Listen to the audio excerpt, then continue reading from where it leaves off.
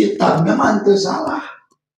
Kitab Ihyaul Mayit fi Mahabbati Ahlil Bait itu ente salah. Benar. Ihyaul Mayit fi Mahabbati Ahlil Bait memuat 41 hadis itu ente salah. Soheh. Tinggal siapa nu kudu kurang dihormati, saha nu kurang kudu ditakdimi. Anu sebagai bagian dari isi kitab Ihyaul Mayit fi Mahabbati Ahlil Bait karangan Imam Suyuti tersebut. Satos kapendak ternyata ada kekeliruan dalam menentukan sebuah keputusan. Kukituna tolong urang satukeun heula napas dalam niat, ulah beda-beda paniatan. Sehingga perjalanan dina mengelola organisasi moal keluar tina paniatan bukan mencari sesuap nasi, bukan mencari popularitas atau posisi, tapi benar-benar urang diaraga ngajaga komitmen berahlus sunnah wal jamaah, menjaga ahlul bait, menjaga kemurnian, menjaga keagungan, keutamaan ahlul bait jangan sampai ternodai. Sehingga dina kesempatan ini berharap aya bedah buku, bedah naon sih nu parantos dikarang ku Kiai Haji Madudin, sehingga sadayana memutuskan sesuatu itu berdasarkan ilmu, bukan berdasarkan kepada kebencian, bukan berdasarkan kepada ketidaksetujuan kepada seorang, atau berdasarkan karena ingin sesuatu, tapi betul-betul karena berdasarkan ilmu anu tujuanana liilahi kalimatillah pikeun nembongkeun mahabbah ka Rasulullah sallallahu alaihi wasallam. Nah kukituna ucapkan terima kasih ka sadayana, hatur nuhun atas segala upaya ikhtiar para bapak, para kiai. Mudah-mudahan di siang hari ini ada sebuah keputusan, mari kita tegakkan, mari kita lestarikan, mari kita amankan dan amalkan ajaran Ahlus Sunnah wal Jamaah. Salah sahijina nyaeta menghormati dzurriyyah Rasul. Apabila ada yang mengaku-ngaku dzurriyyah Rasul padahal itu bukan dzurriyyah Rasul, maka jawabanna kudu kumaha? Dalilna parantos aya. Berarti lamun urang membatalkan orang yang mengaku-ngaku dzurriyyah Rasul dan jelas-jelas bukan dzurriyyah Rasul, kemudian kita batalkan, kita tegakkan kebatilannya, itu bagian dari perjuangan menjaga kesucian Rasulullah Shallallahu Alaihi Wasallam. Itu ulah, jadi mudah-mudahan sadayana luruskan niat, samakan persepsi, sehingga di nararaga berjalankan roda organisasi perjuangan Wali Songo Indonesia Laskar Sabillah di Kabupaten Ciamis bisa berjalan dengan dibantuan ku ridho'na Allah, ku rahman rahimna Allah, ku fadlna Allah, ku mukjizat Rasul, karomah para aulia. Da urang niatna hanya satu, yaitu lillahi kalimatillah allati hiyal ulya. Kangge bubuka sebagai pengantar, engke urang teraskeun diskusi, sakitu nu kapiatur, hapunten nu kasuhun gerang langkungna. Wala pamingkum Allahumma fiq ila kamit thoriq. Assalamualaikum warahmatullahi wabarakatuh. Warahmatullahi wabarakatuh. Waalaikumsalam. Alhamdulillahi fi kulli hin wa awqat. Wassalatu wassalamu ala sayyidil makhluqat. Sayyidina wa maulana Muhammadin sallallahu alaihi wasallam. Qala Allah Ta'ala fil Qur'anil Karim. Bismillahirrahmanirrahim. Wattini wazzaitun wa turi sinin wa hadzal baladil amin. Laqad khalaqnal insana fi ahsani taqwim. Thumma radadnahu asfala safilin illal ladzina amanu wa amilus solihati falahum ajrun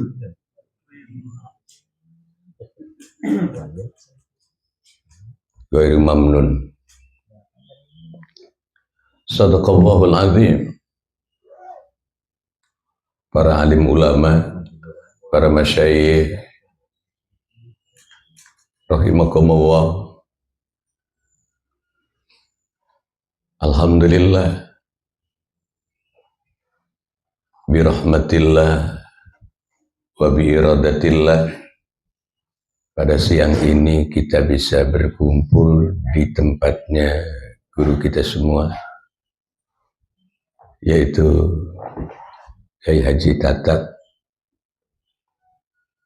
Mudah-mudahan pertemuan kita dan kumpulnya kita semua ini membawa maslahat, barokah, bikin umat manusia yang ada di jagat raya ini.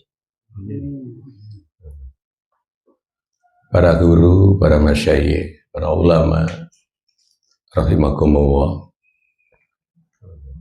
Baginda Nabi besar Muhammad sallallahu alaihi wasallam, Nabi kita semua, yang mana beliau memiliki sifat wajib yang jumlahnya itu 4. Yang pertama adalah sidik. Sidik. Kenapa itu yang didahulukan? Karena ini akan menjadikan ilmu untuk semuanya benar, jujur, tidak bohong, tidak berdusta. Sidik. Para masyayikh rahimakumullah, saya merasa kaget kedatangan guru kita semua ke Gunung Cupu, dan saya di sana bertempat tinggal di Gunung Cupu, Kecamatan Senangkasih, tepatnya di sisi Sungai Citandui. Masyarakat banyak menyebut saya itu ajengan kuda. Masyarakat menyebut karena saya dulu atas rahmat Allah kesana kemari melaksanakan kewajiban untuk ngaji naik kuda. Dari situ kalimat kuda sampai sekarang nggak hilang-hilang. Ya, kalau nama aslinya adalah Al-Fakir Muhammad Khairuddin. Pribados aslinya Indramayu Cirebon. Aslinya. Saya berada di Ciamis itu tahun 89. Tahun 89 saya berada di Ciamis. Para masyayikh, para guru, para ulama, rahimakumullah, beliau ajengan tata beberapa kali ngobrol dengan saya, membicarakan tentang masalah PWI LS. Alhamdulillah, saya merasa bersyukur kehadirat Allah karena PWI LS itu kalau kita mau memahami itu anugerah dari Allah Subhanahu wa Ta'ala yang wajib kita syukuri. Dan semuanya atas kehendak Allah. Tanpa kehendak Allah nggak mungkin lahir PWI LS. Kalau kita masih bertanya kenapa lahirnya baru sekarang-sekarang, Allah yang Maha Tahu. Karena saat ini kita semua sudah memaklumi, memahami bahwa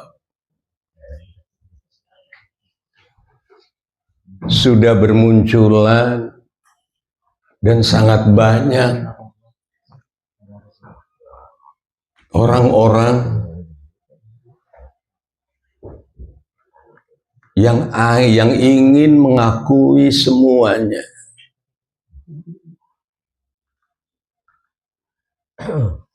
Dari mulai masalah mengakui bahwa mereka itu adalah nyambung darahnya dengan baginda Rasul Shallallahu Alaihi Wasallam. Begitu pula mereka saat-saat ini begitu luar biasa ngacak-ngacak akidah. Contohnya mana? Kita semua pasti sudah dengar bahwa leluhur mereka yang bernama Faqih Muqaddam, dinyatakan oleh mereka bahwa Faqih Muqaddam adalah telah diisrakan dan dimi'rajkan sampai 70 kali. Bayangkan. Bayangkan.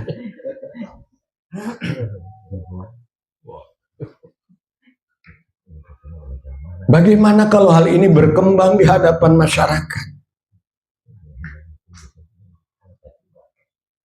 Sedangkan dari kalangan para kiai sendiri,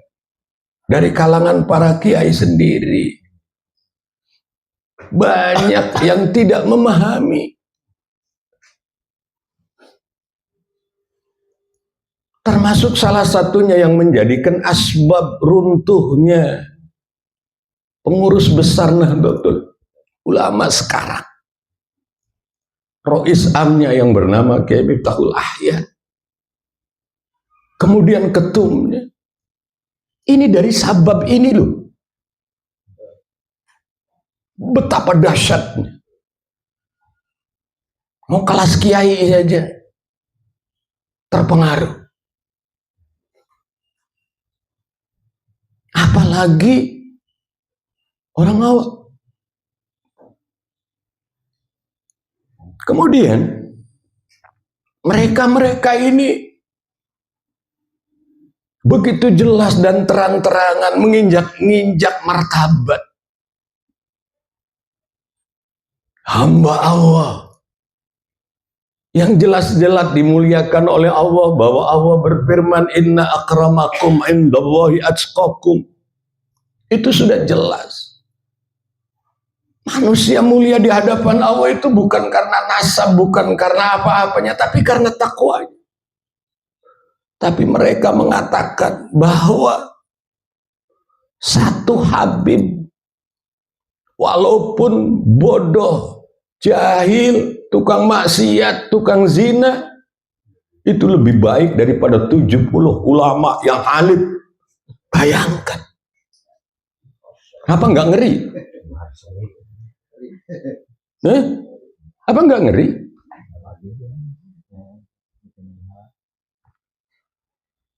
Adapun masalah NU sudah jelas-jelas itu. Diobok-obok, diinjak-injak oleh mereka. Udah jelas. Kita semua pasti dengar. Dari bangsa mereka, Habib. Sampai berani menginjak-injak, menghina Hadratus Syekh Kiai Hasyim Asy'ari. Bayangkan. Itu dari mereka. Dan kita semua pasti ingat. Siapa yang tidak kenal Kiai Haji Abdurrahman Wahid? Gus Dur. Dihina, dicaci maki, diinjak-injak oleh bangsa mereka itu Habib. Gus Dur matanya buta, buta mata, buta hati. Coba bayangkan. Kalau kita sendiri melihat sekarang, coba tunjukkan siapa orang yang sehebat Gus Dur. Coba tunjukkan. Beliau sudah wafat saja. Makamnya tidak pernah henti 24 jam. Dari mana-mana manusia takarrub kepada Allah di hadapan makamnya Gus Dur. Tapi oleh bangsa mereka dihina, dicaci maki. Gus Dur buta mata, buta hati. Coba, apa rela kita? Dan aneh bin ajaibnya, banyak kiai yang menerima itu ejekan itu, seolah-olah dianggap nggak apa-apa. Kemudian kita semua pasti paham, mereka itu bergerak untuk menghancurkan itu dari semua penjuru itu. Sampai dalam solawat Nabi diselewengkan. Dan aneh lagi, para kiai banyak yang nggak paham. Mana contoh solawat yang diselewengkan oleh mereka? Salatullah salamullah ala tohal yamani. Pernah dengar ya? Salatullah salamullah ala tohal yamani. Bayangkan, kok sanggup gitu merubah? Kanjeng Nabi Muhammad dikatakan bukan orang Quraisy, bukan orang Arab, tapi Kanjeng Nabi dikatakan oleh mereka itu adalah orang Yaman. Coba. Salatu wa salamu wa ala tuhal yamani. Ini menandakan dahsyatnya mereka.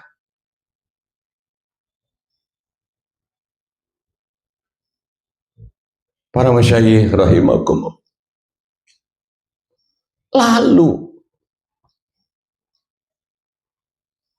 di tengah-tengah gejolak yang sudah luar biasa ini, Allah berkehendak lahirlah Kiai Haji Imaduddin Usman Al-Bantani. Beliau itu masih nyambung dengan Sunan Gunung Jati.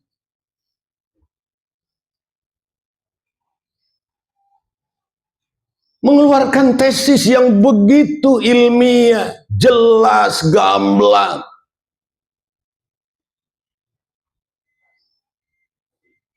Sampai detik ini tidak ada. Apalagi bangsa-bangsa Habib. Nakobah dunia. Belum ada yang berani dan belum ada yang bisa untuk membantah tesisnya Kiai Imaduddin Usman Al-Bantani. Buktikan, siapa yang mampu membantah?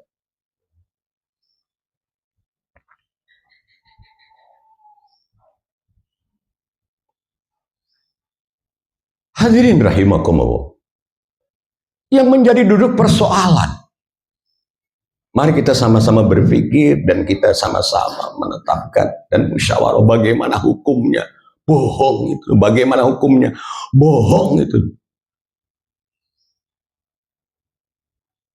Judulnya itu untuk supaya kita cepat bekerja, cepat bergerak. Bagaimana hukumnya bohong, haram atau halal?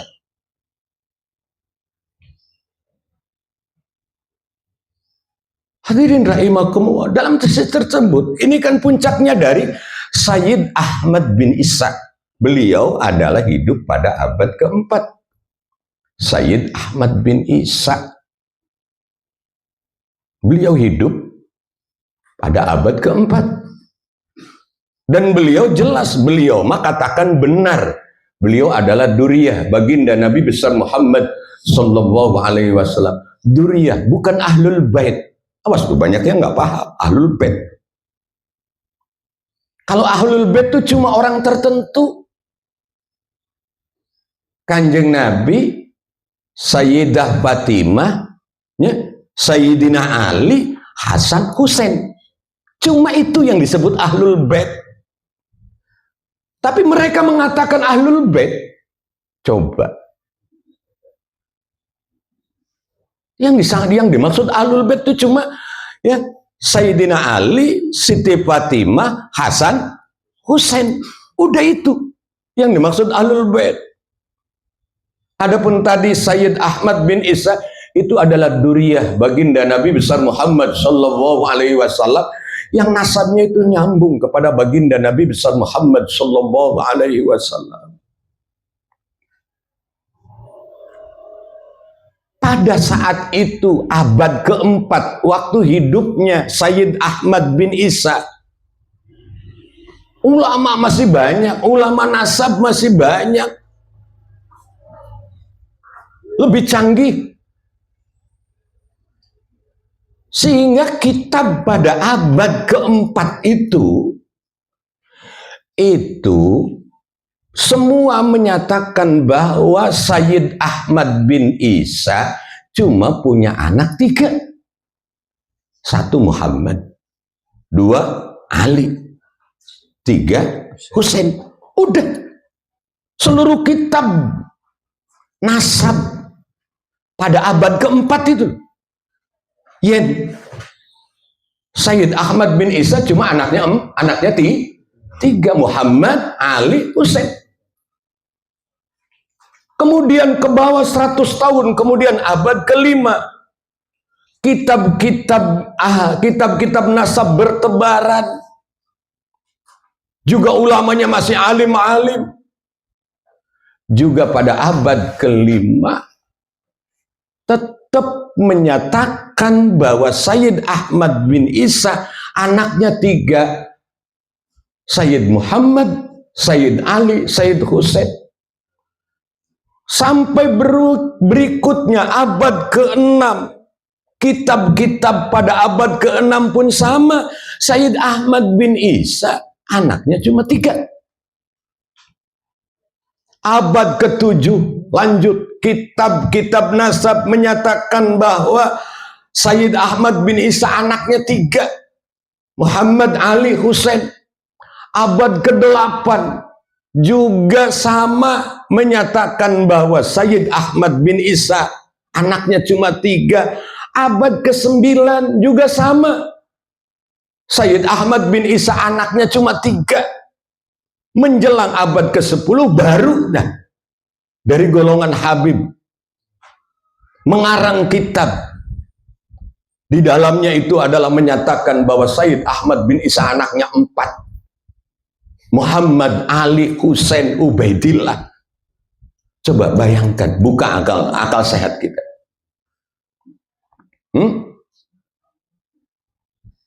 550 tahun, kurang lebih 550 tahun.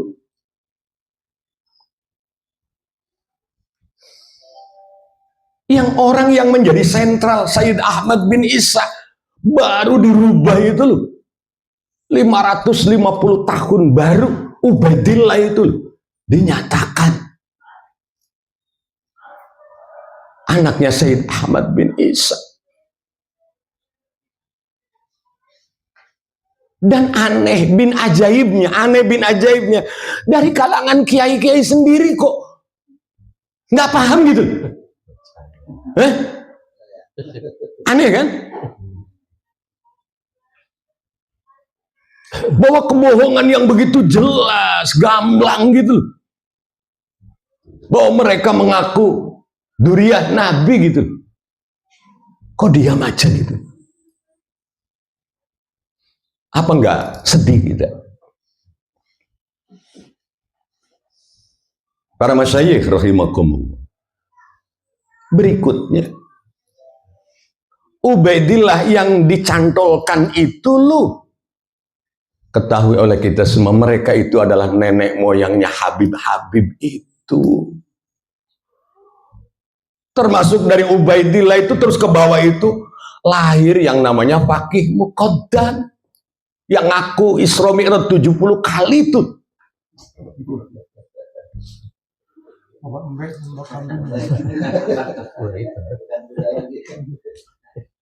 Dan kita semua sudah tahu, nggak ada keraguan dari dahulu sampai kiamat juga, bahwa yang hanya diisrokan dan dimi'rajkan oleh Allah itu kan cuma baginda Rasul sallallahu alaihi wasallam.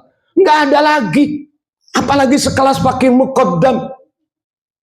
Oh, Nabi Ibrahim alaihissalam yang menjadi Khalilullah, Nabi wa Musa, Nabi wa Harun, Nabi Dawud, Nabi Sulaiman, nabi-nabi yang lain, termasuk Nabi kita sendiri, Nabi wa Adam alaihissalam, bapaknya kita semua. Enggak ada yang diisrokan dan dimi'rajkan oleh Allah, itu enggak ada. Yang diisrokan dan dimi'rajkan oleh Allah itu cuma Nabi Muhammad. Lalu ujug-ujug gitu, pakai muqaddam gitu. Nabi bukan, ngaku Isra Mi'raj, hebat lagi 70 kali, bayangkan. Oh, Nabi saja cuma sekali. Lalu yang aneh bin ajaibnya itu, banyak para kiai yang diam aja gitu.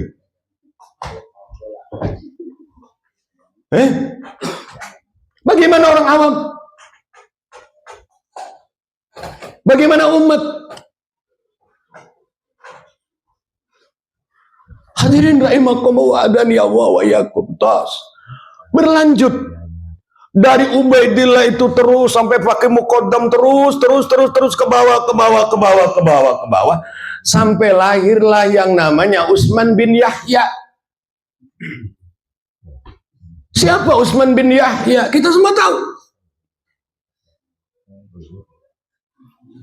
Leluhurnya Habib-Habib itu. Utsman bin Yahya itu anteknya Belanda yang sengaja ditempatkan oleh Belanda di Indonesia untuk meredam, untuk memberi fatwa kepada ulama-ulama yang ada di Indonesia untuk meredam mukminin mukminat umumnya bangsa Indonesia, untuk meredam supaya jangan melawan Belanda. Itu tugasnya Utsman bin Yahya. Kita harus tahu. Jadi misinya Utsman bin Yahya itu adalah menyatakan, memberikan fatwa kepada ulama yang ada di Indonesia. Sebab Belanda, Jepang tahu kekuatan Indonesia itu bukan senjata, bukan. Kekuatan Indonesia itu bukan masalah nuklir, bukan bom, bukan. Kekuatan bangsa Indonesia mampu melawan tentara Belanda yang begitu hebat. Itu kekuatannya bukan terletak pada bom dan senjata, tapi kekuatannya ada pada tahlil. Paham ya? Kekuatannya itu ada pada tahlil, zikir. Maka Belanda pantas mencari celah bagaimana untuk menghancurkan Indonesia. Maka diangkatlah Utsman bin Yahya, leluhurnya para Habib itu, untuk memberikan fatwa orang Indonesia jangan melawan Belanda. Maka berkenaan dengan itulah Hadratus Syekh Kiai Hasyim Asy'ari mengeluarkan fatwa hubbul waton minal iman. Hubbul waton minal iman. Bahwa mencintai negeri itu, mencintai tanah air itu adalah wajib. Karena sebagian daripada iman.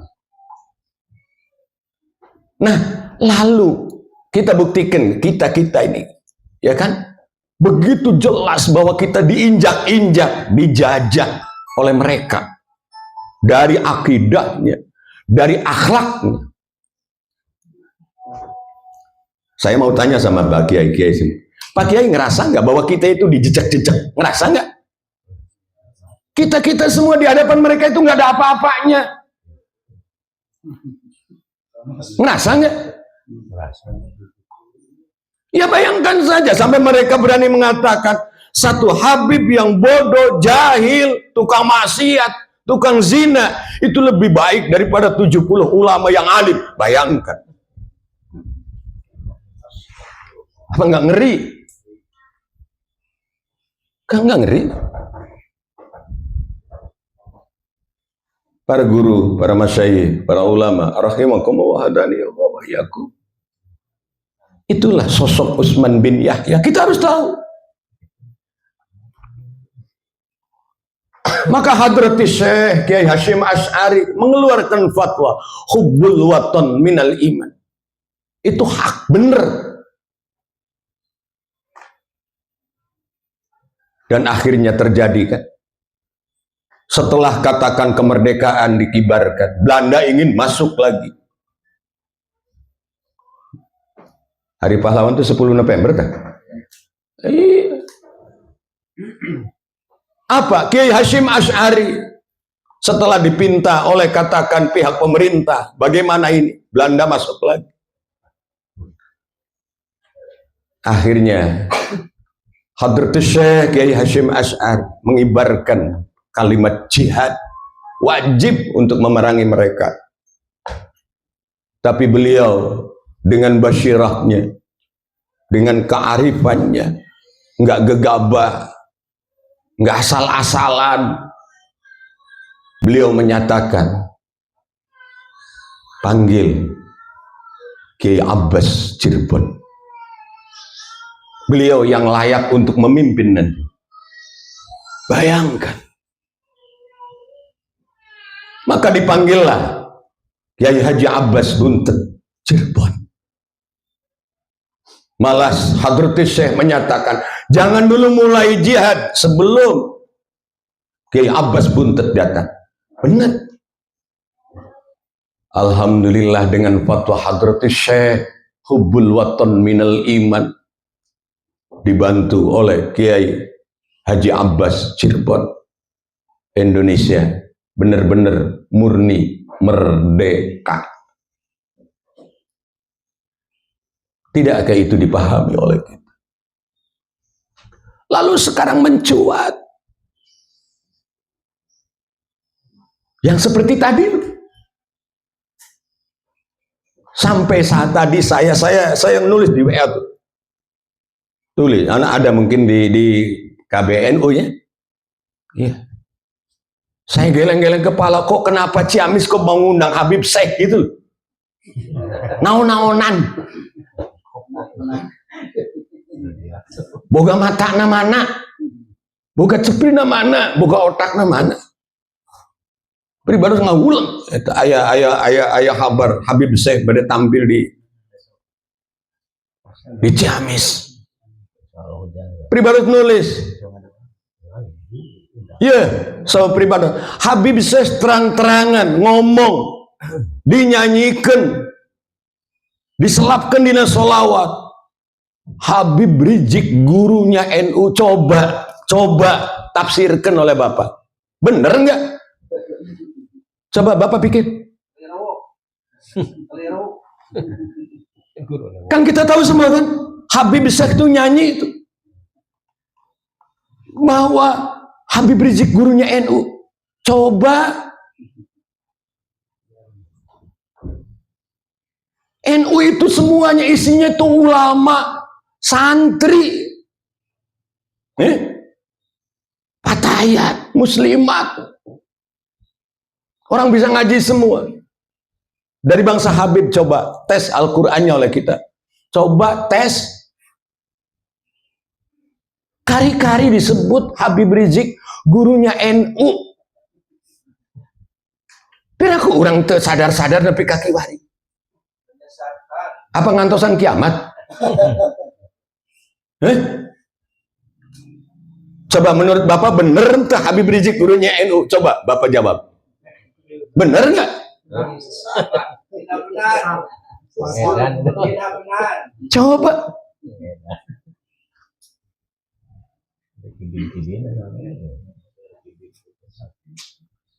Nih, maaf saya membuka pengalaman. Pada beberapa bulan yang lalu, saya diundang ngaji. Ya kan? Dan itu hak saya di Ciamis, di Cikoneng sebagai mustasar. Ya, ada acara NU.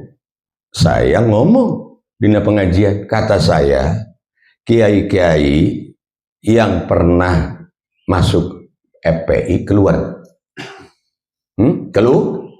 Keluar, kembali ke Peter. Kata saya seperti itu. Kenapa? Keluar. Kita semua tahu bahwa FPI dibubarkan oleh pemerintah. Kalau kita bertanya, apa sih kok bisanya dibubarkan? Jawab sendiri.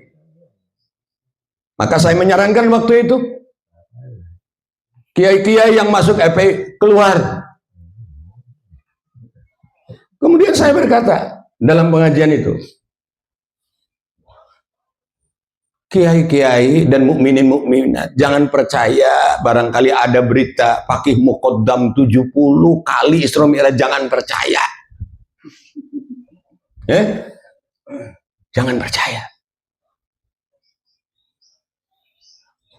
Hadirin rahimakumullah hadani Allah wa iyyakum. Alhamdulillah waktu itu nggak ada suara usap, usik, mustami. mendengarkan dengan sesama, khusyuk. Aparat pemerintah juga ada. Semua juga mengaturkan terima kasih atas penjelasannya. Pagi-pagi jam 7-an datang ke rumah saya. Ya kurang lebih 70 orang adalah. Kata saya, ada apa?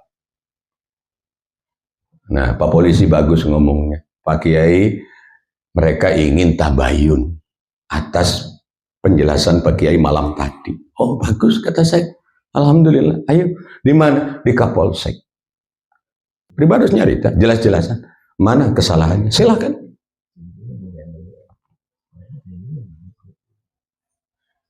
Dan saya berkata begitu dalam pengajian, itu adalah hak saya sebagai mustasad. Saya mengingatkan. Bubar, segitu. Ya, ini pengalaman saya gitu kan. Pernah seperti itu. Maka kembali akhirnya atas kehendak Allah lahirlah Kiai. Siapa namanya? Kiai Imaduddin Usman Al-Bantani. Ini secara ilmiah jelas, gamblang. Kalau yang merasa tidak jelas, buktikan mana dalilnya. Kesimpulannya bahwa Habib itu bukan duriyah Nabi. Putus. Putusnya itu bukan putus. Putus-tus. Kalau nggak percaya silakan cek. Apakah dengan dalil? Silahkan buka kitab abad keempat, kelima, keenam, ketujuh, kedelapan, kesembilan, sampai ke abad ke-10. Silahkan cek kitabnya. Kalau masih kurang yakin, silahkan tes DNA. Paham nggak? Kalau masih kurang yakin tes DNA, tuh para Habib tuh masukkan di kandang harimau. Paham nggak? Kalau masih kurang yakin, masukkan dalam kandang harimau. Kalau benar-benar duriyah Nabi, boro-boro harimau na, biang na harimau na, mual daek. Kaduriah Nabi mah, jung tes, lama masih kurang percaya. Kalau semua itu secara ilmiah gamblang, kemudian secara DNA gamblang, dimasukkan di kandang harimau, kita pun paham. Lu dentek itu Habib masuk karena kandang harimau. Kalau masih kurang yakin, buka mata kita. Akhlak mereka para habaib siapa yang baik? Mana? Mulutnya Habib yang baik, coba tunjukkan. Coba tunjukkan. Mana? Bukankah Nabi kita, Nabi besar Muhammad sallallahu alaihi wasallam adalah satu-satunya Nabi yang akhlaknya tiada tanding. Wa kana sallallahu alaihi wasallam ahsanal khalqi wa khuluqa. Kali-kali orang yang mengaku keturunan Nabi akhlaknya seperti itu. Apa kita masih percaya? Coba jawab, masih percaya? Nah, akhirnya atas rahmat Allah lahir PWI. Ini hamba-hamba Allah yang dikehendaki oleh Allah untuk lahir saat ini, bukan dulu, karena dulu mah belum tampak. Tampaknya mereka seperti itu sekarang. Jadi muafakoh memang. PWI itu adalah untuk membela yang benar, memurnikan Wali Songo. Bayangkan, Wali Songo diklaim oleh mereka itu baklawi Wali Songo. Coba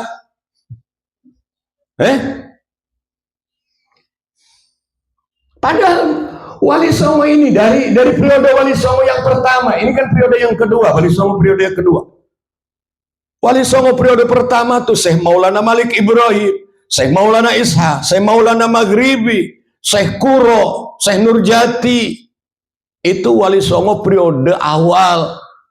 Nah, Sunan Ampel sampai Sunan Gunung Jati ini Wali Songo periode kedua. Nggak ada yang dari bangsa Habib tuh, nggak ada.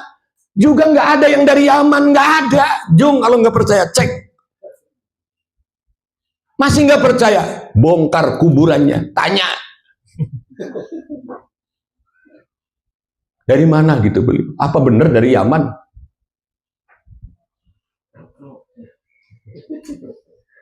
Nah, itu saja mungkin yang perlu saya sampaikan. Jadi lahirnya PWI ini adalah yakin minallah. Jadi kalau katakan kita nggak mau, siapa yang akan membela? Siapa? Harapan kami mudah-mudahan kita ini dikehendaki oleh Allah, orang-orang yang membela baginda Nabi besar Muhammad sallallahu alaihi wasallam. Mudah-mudahan kita semua ini dikehendaki oleh Allah untuk membela kemurnian yang ada di Indonesia ini. Itu saja mungkin kiranya dari saya. Mohon maaf lahir dan batin, barangkali saya rada lain rada berapi-api. Semangat. Punten anu kasur. Wallahul muwaffiq ila aqwamit thariq. Wallahu minkum. Assalamualaikum warahmatullahi wabarakatuh.